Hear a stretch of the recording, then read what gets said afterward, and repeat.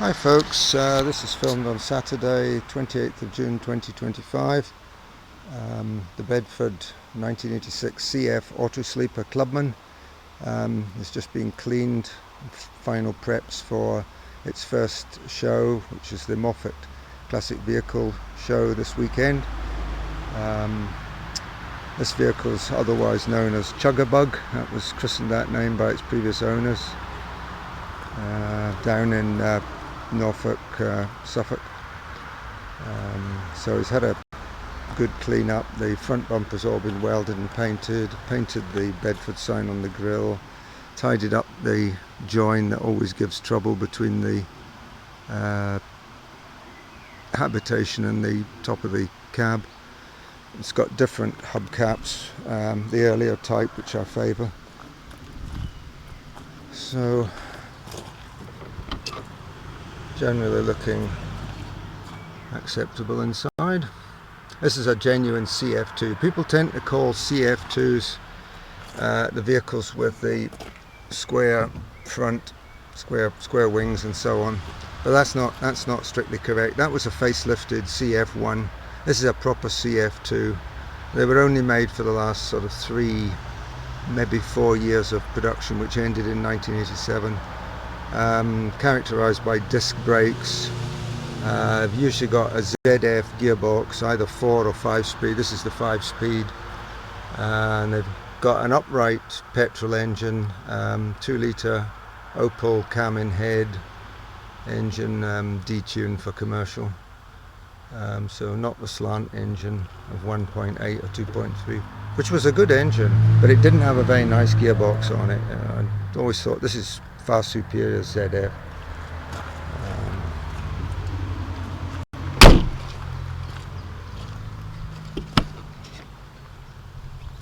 And here we have the Habitation.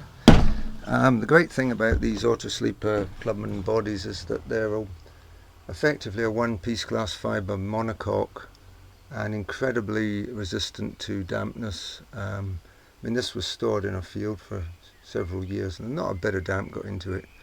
Absolutely marvellous, because that's the undoing of a lot of campers that are built on this chassis that have got full height. They're made like a lot of caravans, with timber and clad with alloy, and the seams will start to leak, and then you get wood rot and vicious circle. Then it gets looser and looser, and it's scrap. See it so often. Most of them have gone now, but these auto sleepers built around this time and through the 90s and into the early 2000s, really super. They put them on other chassis, VWs and Transits and so on, and they're the ones to have if you can find one. Worth paying extra for sure.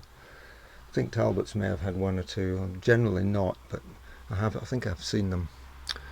So we've got a shower and Thetford cassette toilet in there.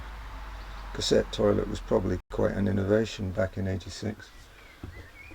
Water heater and the usual, the very common units for caravans and everything. 3-way fridge, 12 volt, 230 on the hookup or gas. It makes a very good double with all these elements put in, and I think the table goes in there as well. I've slept in it once and that was pretty good. I don't like campers as a rule. I prefer to go in hotels or B&Bs or whatever, but as they go, this was acceptable.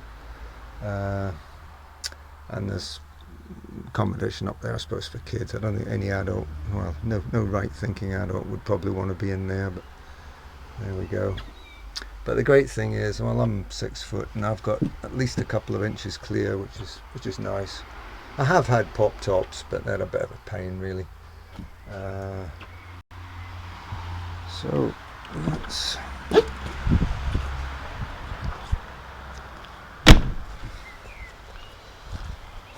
stainless exhaust, courtesy of the previous owner. It's actually got a stowage area up the top there if you're intrepid enough to go up that ladder. I wouldn't recommend it for older people. It is sturdy though. I've put a little reversing camera on because I'm quite short-sighted, and looking through meadows, my depth perception is not of the best, shall we say, and I just can't judge whether I'm a metre away from something or maybe 2 metres, you know. But that makes it absolutely brilliant. I can get right close up to a wall or whatever.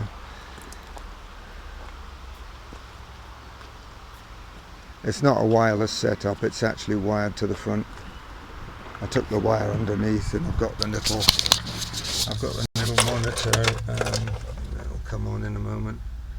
There's the little monitor there, and it's got that superimposed distance, and you can just make out the ladder and little projections where the cycle rack was. So only got 52,000 miles on the clock, which is pretty low. It really is. I would expect it could get to 80 or 90,000 before it's, you know, worn.